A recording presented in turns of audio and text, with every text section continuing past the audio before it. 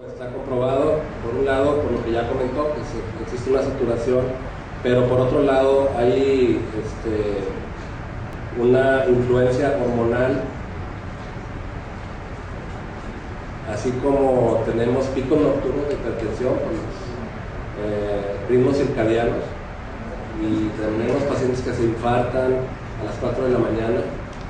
También a nivel de receptores adrenérgicos, sabemos que el timolol no funciona en la noche. Es un aspecto farmacológico teórico conocido, apegado al marco teórico. Entonces, yo pensaría, en todo caso, bueno, te puedo decir que el 99% de los oftalmólogos recetamos medicamentos que tienen timolol en la noche, ya sea combinaciones fijas fuera de análogos o con análogos. Entonces, partiendo de esa base, estamos la mayoría mal, porque estamos haciendo una instilación inadecuada de un medicamento que no tiene efecto terapéutico. Lo ideal sería aplicarlo en la mañana.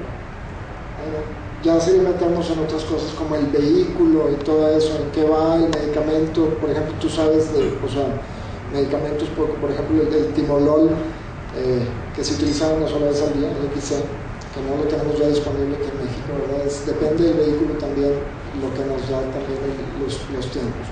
Vamos a dejarlo ahí, y voy a cambiar un poquito para hacer esto un poquito más ágil. Les voy a platicar de un paciente por ahí, y me gustaría saber qué harían ustedes. Paciente masculino, 55 años de edad, diagnóstico de glaucoma desde hace un año, antecedente familiar dudoso de glaucoma, por ahí tenía su papá tenía diabetes y perdió un ojo, que no conoce su presión intraocular previa, en tratamiento con prostaglandina y una combinación fija de timolol, dorzolamida y brimonidina. O sea, viene con todo. El nervio óptico tiene una excavación de 0.5, tiene ocasional hiperemia conjuntival, el campo visual está normal, el OCT está normal, las paquimetrías son de 540 micras, y con este tratamiento viene con una presión de 13. ¿Cómo lo tratarían?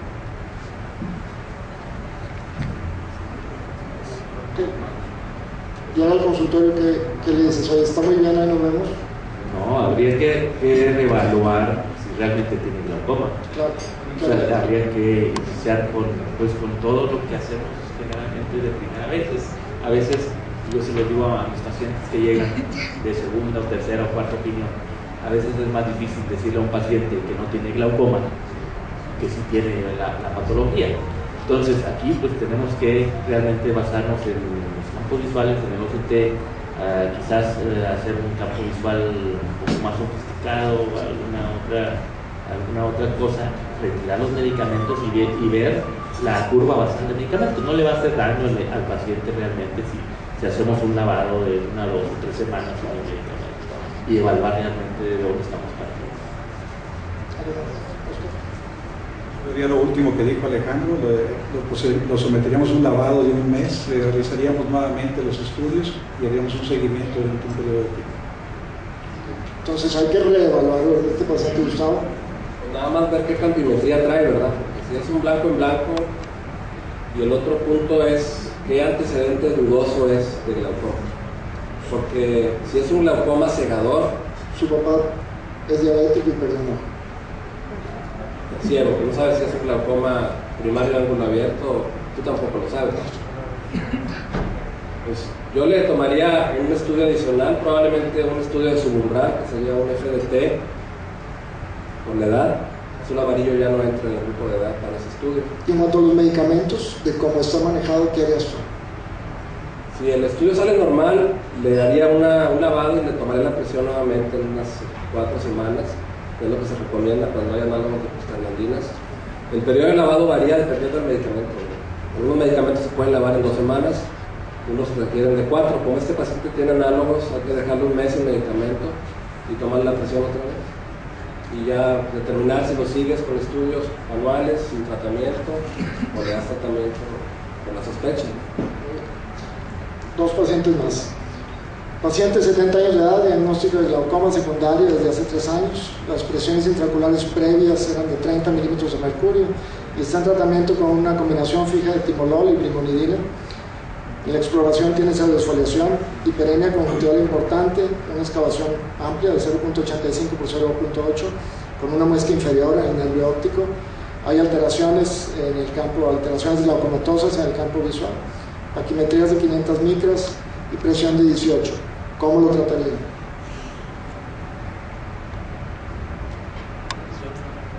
¿Vale? O sea, trae una presión de 18, el nervio óptico está lastimadito, sus presiones más altas han sido de 30, o sea, se dañó con esas presiones de 30. ¿Consideran que está bien con ese tratamiento o harían algo más? 70 años de edad. Yo, bueno, primero habría que ver si no hay por ahí muchos de los pacientes que tienen patologías crónicas como el glaucoma acostumbran guardar estudios por ahí, campos visuales, etcétera, etcétera. Entonces, saber de preferencia tratar de documentar un poquito si hay algo de historia más por ahí. 500 micras es una córnea delgada, las posibilidades de que esa presión sea mayor a la que estamos tomando es, incluso el puro 18 a mí se me hace un poco alta para las características que mencionas de excavación.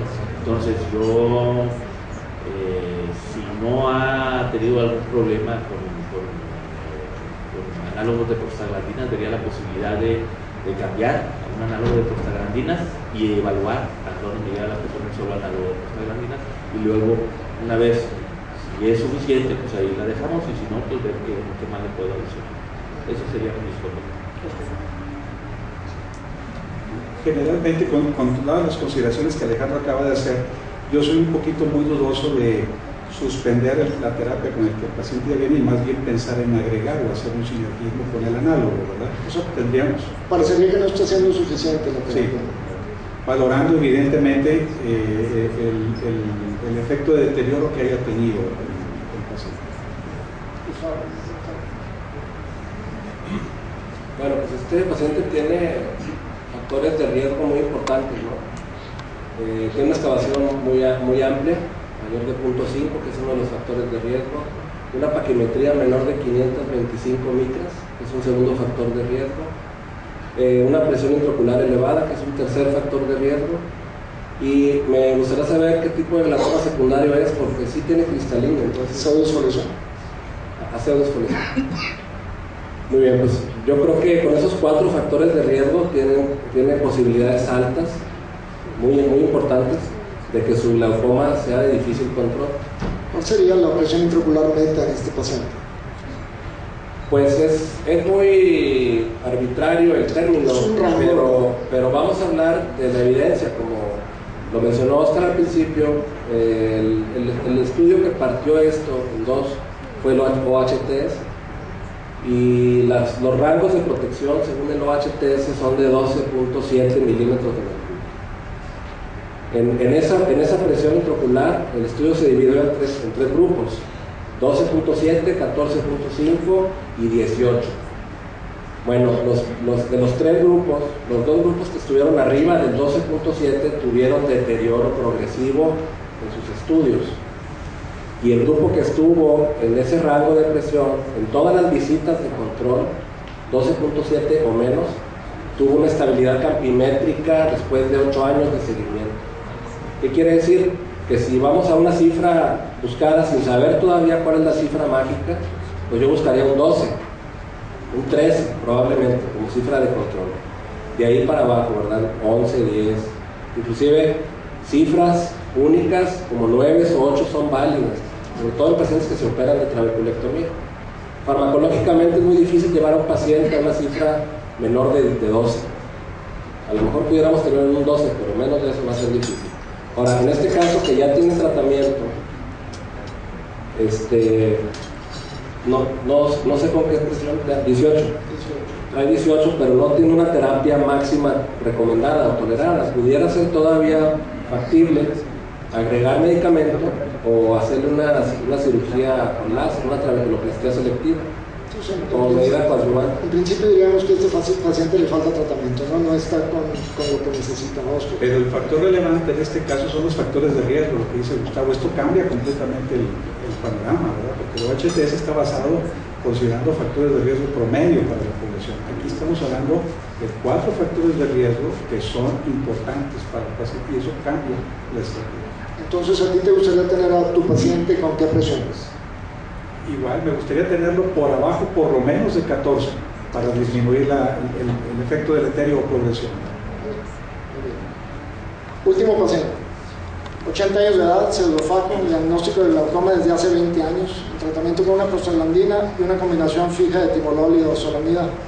A la exploración, cámaras amplias, pupilas normales, lentes intraoculares en la bolsa capsular, paquimetrías de 530 micros, nervios ópticos con excavaciones muy amplias de 95 por 0.9, alteraciones glaucomatosas con un muy discreto avance en los últimos campos visuales y presiones que en las últimas 3 visitas han fluctuado entre 17 y 20 milímetros de mercurio.